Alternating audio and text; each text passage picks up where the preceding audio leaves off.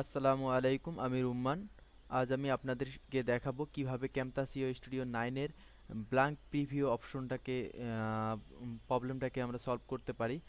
তো আমরা অনেকেই ক্যামতাসিও স্টুডিও 9 ব্যবহার করি উইন্ডোজ 7-এ, কিন্তু উইন্ডোজ 7-এ ক্যামতাসিও স্টুডিও 9 ইউজ করার ফলে একটা প্রবলেম মাঝে মাঝে আমরা ফেস করি। সেটা হলো যখন আমরা একটা ভিডিও এখানে প্লে করি, তখন এই এখানে আসসালামু আলাইকুম, প্রিভিউ আমি রুম্মান। অপশনে আজ আমি আপনাদেরকে ভিডিওটাকে দেখাবো। শো করায় না। এখানে ভিডিওটা প্লে হচ্ছে কিন্তু প্রিভিউ অপশনে এটাকে দেখাচ্ছে না। তো আমরা কিভাবে এটাকে সলভ করতে পারি আসুন দেখি। তো প্রথমে আমরা এডিট অপশনে যাব, এখান থেকে এডিট অপশনে যাব। এডিটে ক্লিক করার পর দেখতে পারো একদম শেষের দিকে প্রিফারেন্স একটা অপশন আছে, এখানে আমরা ক্লিক করব, অথবা কন্ট্রোল প্লাস চাপলে অটোমেটিক আমরা এই অপশনটাতে যেতে পারবো। এখানে এসে আমরা অ্যাডভান্সে ক্লিক করব।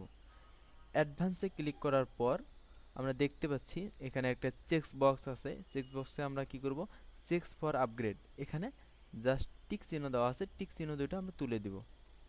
তুলে দিয়ে হার্ডওয়্যার এই অপশনটাতে আমরা এখানে সিলেক্ট করে দেব ইউজ সফটওয়্যার অনলি মোড দিয়ে আমরা ওকে করব। তো আমাদের কাজ শেষ হয়ে গেল। এখন আমরা ক্যামতাসিও স্টুডিও 9 কে ক্লোজ করে দেব। নো।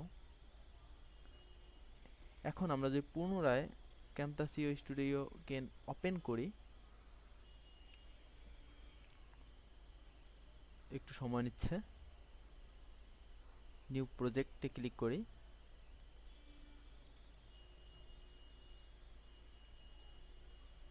সাথেই থাকুন।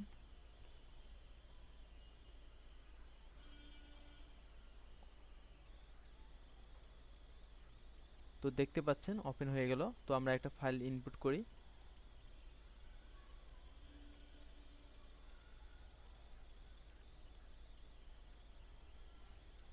এটাকে যদি এখন আমরা প্লে করতে চাই, আমরা প্লে বাটনে ক্লিক করি, দেখেন অটোমেটিক এখনো স্ক্রিনটা শো করতেছে। একটু আগে কিন্তু স্ক্রিনটা শো করেনি। তো আশা করি বিষয়টা বুঝতে পারছেন। ধন্যবাদ।